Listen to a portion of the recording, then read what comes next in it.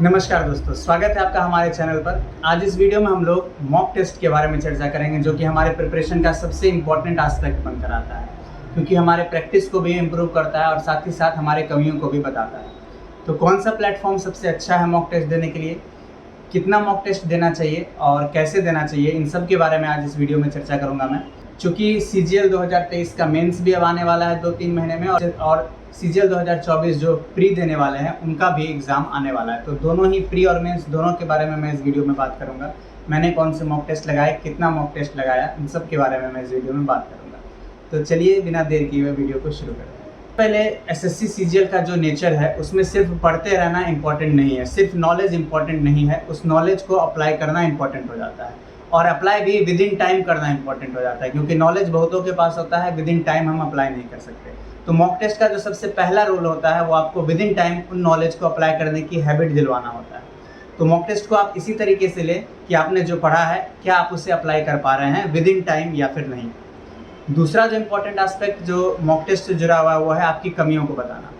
जैसे आपने प्री का कोई पेपर लगाया और उसमें आपको पता चला कि मैथ्स में आपके 45, 46 या 47 या 50 में 50 आ रहे हैं, रीजनिंग में 50 में 50 आ रहे हैं, जीके में पता चला कि आपके 15-16 नंबर आ रहे हैं, या इंग्लिश में पता चला कि 30-35 आ रहे हैं। तो आपको ये पता चल गया कि मेरी प्रिपरेशन मैथ्स और रीजनिंग में अच्छी चल रही है, लेकिन इंग्लिश और जीके मुझे डुबाएगी। तो मुझे इंग्लिश और जीके पर अब ज़्यादा ध्यान देना है, क्योंकि मेरा मॉक टेस्ट जो कंसिस्टेंटली मॉक टेस्ट में स्कोर है वो मैथ्स रीजनिंग में अगर अच्छा आ रहा है तो इसका मतलब है कि आप अब उससे टाइम काट कर थोड़ा इंग्लिश और जीके में दे सकते हैं। तो ये दो इंपॉर्टेंट एस्पेक्ट होते हैं मॉक टेस्ट के, विद इन टाइम आप नॉलेज अप्लाई कर पा रहे हैं या नहीं कर पा रहे हैं, और दूसरा कि आपका कौन सा सेक्शन अभी भी कमज़ोर है जिसमें आपको टाइम देने की ज़रूरत है। तो ये दो सबसे इम्पॉर्टेंट एस्पेक्ट होता है मॉक टेस्ट का। इसके अलावा ना ही मॉक टेस्ट के स्कोर को सीरियसली लेना है, ना ही मॉक टेस्ट में स्कोर बहुत ज़्यादा आया है तो उससे ज़्यादा खुश हो जाना है कि मेरी प्रिपरेशन बहुत अच्छी है, या फिर मॉक टेस्ट में बहुत कम स्कोर आया है तो उससे ज़्यादा हताश हो जाना है कि मेरी प्रिपरेशन अच्छी नहीं है। आपको मॉक टेस्ट से बस इन दो बातों का ध्यान रखना है कि आपने किसी क्वेश्चन को कितने टाइम लिमिट में किया है, ज़्यादा टाइम लिया या कम टाइम लिया, यानी कि आप टाइम ज़्यादा तो नहीं ले रहे किसी क्वेश्चन को सॉल्व करने के लिए, और दूसरा कि आपका कौन सा सेक्शन अभी भी कमज़ोर है। इन दो बातों को पकड़कर अपने प्रिपरेशन और मॉक टेस्ट को एक साथ कंबाइन कीजिए, you will definitely get the success. अब बात करते हैं कि कौन से प्लेटफॉर्म का मॉक टेस्ट जो है अच्छा है। 2-3 प्लेटफॉर्म जाने पहचाने सभी जानते हैं इसके बारे में, और हम लोगों ने भी उन्हीं का इस्तेमाल किया अपने एग्ज़ाम के प्रिपरेशन के दौरान। वो है text book, olive board, super मॉक्स। मैंने तो पर्सनली इन 3 का इस्तेमाल किया था। मैंने टेक्स्ट बुक का इस्तेमाल ज़्यादा किया था प्री के मॉक्स के दौरान।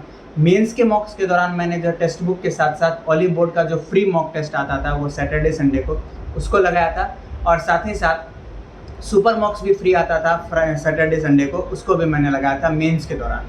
प्री के दौरान स्ट्रिक्टली मैंने टेक्स्ट बुक का टेस्ट लगाया था, और उसमें भी जो है मैंने प्रीवियस ईयर ज़्यादा लगाया था। तो जो 24 का प्री देने वाले हैं उनके लिए स्ट्रिक्ट एडवाइस है कि rely on the previous year मॉक्स, क्योंकि प्री का पेपर ज़्यादा होता है तो प्रीवियस ईयर मॉक्स प्री के ज़्यादा मिलते हैं हमें। इवन आप CHSL और CGL दोनों का ही मॉक टेस्ट लगाएं तो प्रैक्टिस उतनी ही होगी, और प्रीवियस ईयर लगाने से आपको प्रॉपर एग्ज़ाम का लेवल पता चलता है। तो प्री में आप डेफिनेटली प्रीवियस ईयर के मॉक पर रिलाई कर सकते हैं। बहुत सारे मॉक होते हैं प्रीवियस ईयर के, CGL और CHSL कंबाइन भी कर दें तो बहुत सारे मॉक होंगे, इनफ मॉक हो जाएगा आपको प्री के देने के लिए। जो मेंस का प्रिपरेशन करेंगे, 2023 का मेंस देंगे, उनके लिए जो इम्पोर्टेंट है वो है आप टेक्स्ट बुक के मॉक लगाएं ही, साथ ही साथ अब 2022 का जो 3 पेपर हुआ था वो भी आपके पास अवेलेबल है प्रीवियस ईयर के रूप में, और उसके साथ जो ऑलिव बोर्ड का सैटरडे संडे और सुपर मॉक्स जो फ्री आता है सैटरडे संडे वो ज़रूर लगाएं।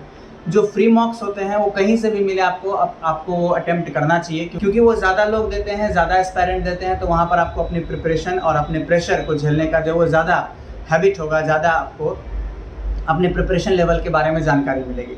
तो आप इन प्लेटफॉर्म्स का इस्तेमाल कर सकते हैं। अब क्वेश्चन आता है कि कितने मॉक टेस्ट देने चाहिए। मॉक टेस्ट ये डिपेंड करता है कि आपका प्रिपरेशन कैसा है। अगर आपने सिलेबस का कोई पार्ट कर रखा है, अभी जैसे CGL मेंस आने वाला है 2023 का, तो आपका अगर सिलेबस कंप्लीट है, कोई भी पार्ट नहीं छूटा हुआ है, प्रिपरेशन अच्छी है, तो आप जो है सप्ताह में 2, 3, 4 मॉक टेस्ट दे सकते हैं, कोई दिक्कत नहीं। आप मॉक टेस्ट दीजिए और अपनी कमियों को देखिए।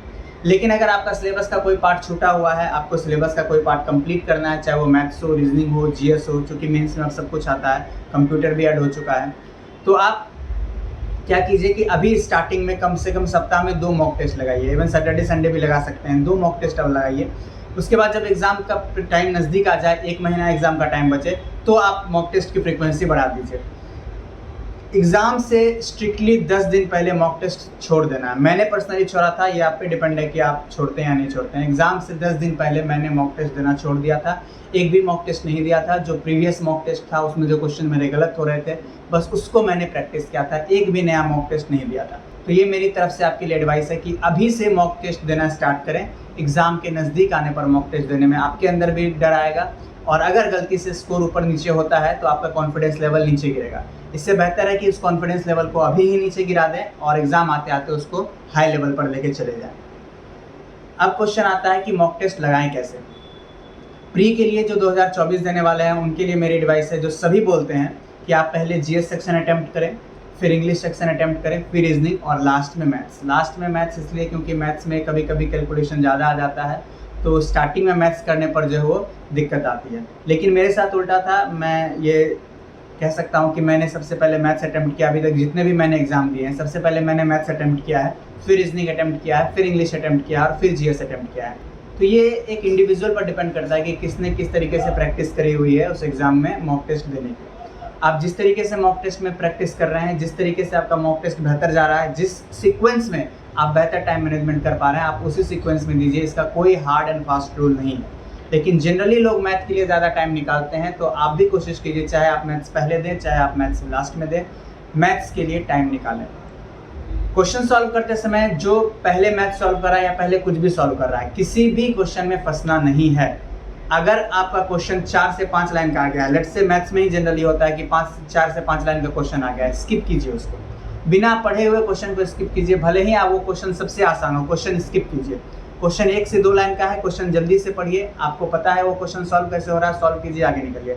नहीं पता है क्वेश्चन सॉल्व कैसे हो रहा है, मत दिमाग लगाइए उस पर, मार्क फॉर रिव्यू कीजिए, आगे बढ़िए। आपको कभी भी पेपर एक गो में अटेम्प्ट नहीं करना है। कोई नहीं करता है एक गो में अटेम्प्ट। अगर जो कर रहा है वो सबसे बड़ी बेवकूफ़ी कर रहा है। पेपर मिनिमम 2 गो में या फिर 3 गो में अटेम्प्ट करना चाहिए, चाहे वो प्री का पेपर हो, चाहे वो मेंस का पेपर हो। प्री में तो हम सेक्शन डिपेंड कर सकते हैं कि पहले रीजनिंग दे या पहले मैथ्स दे या पहले जीएस दे। मेंस में ऐसा कुछ नहीं होगा। मेंस में सबसे पहले सेक्शन 1 ही खुलेगा, जहाँ पर मैथ्स और रीजनिंग आएगा। आपके पास वहाँ पर चॉइस है कि आप मैथ्स पहले बनाते हैं या रीजनिंग पहले बनाते हैं। तो मैथ्स का हो या फिर रीजनिंग का हो, आजकल रीजनिंग में भी लंबे लंबे सीटिंग अरेंजमेंट्स के सवाल आ जा रहे हैं, तो उसको कोशिश कीजिए कि पहले गो में उसको ना बनाएं। छोटे छोटे सवाल जल्दी से सॉल्व कर लें, उसके बाद बड़े सवालों की तरफ बढ़े। इससे आपका बेहतर टाइम मैनेजमेंट होगा। अब मॉक टेस्ट देने के बाद सबसे इंपॉर्टेंट है उसका एनालिसिस करना है। स्कोर कितना आया उससे कोई फ़र्क नहीं पड़ता, आप उसमें 2-3 चीज़ें ध्यान रखेंगे। सबसे पहला, आपने कौन सा सवाल गलत किया। गलत इन द सेंस कि आपको कौन सा सवाल नहीं आता था। दूसरी जो इम्पोर्टेंट बात है वो है कि आपने सवाल तो सही किया, लेकिन आपने उसमें बहुत ज़्यादा टाइम लगाया, एवरेज से ज़्यादा। टेक्स्ट बुक जैसे कुछ प्लेटफॉर्म में जो है आपको टाइम भी दिखाता है कि आपने किसने कितना टाइम लिया है और टॉपर्स ने कितना टाइम लिया उसको सॉल्व करने में।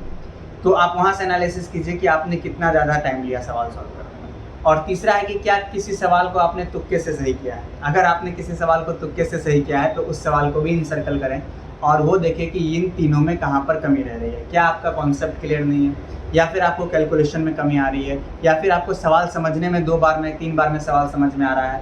इन सब चीज़ों को आप एनालाइज कीजिए और उसको एक अलग सेपरेट नोटबुक में बना कर रखिए कि आपने इन सवालों में इन कारण से गलती की है।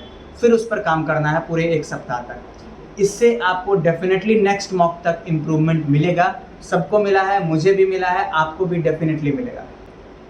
तो ये मेरी तरफ से मॉक टेस्ट से रिलेटेड था। और अगर आपको कोई डाउट हो मॉक टेस्ट से रिलेटेड तो आप कमेंट सेक्शन में ज़रूर लिखिए, मैं उससे रिलेटेड आपको वीडियो ज़रूर बना के दूंगा। सारे डाउट्स आपके क्लियर करूंगा, रिप्लाई भी ज़रूर करूंगा। तब तक के लिए अगर आपको चैनल अच्छा लगा हो तो प्लीज़ चैनल सब्सक्राइब कीजिए और शेयर कीजिए अपने दोस्तों के साथ, ताकि सभी तक ये मदद पहुँच सके। बहुत बहुत धन्यवाद आपका।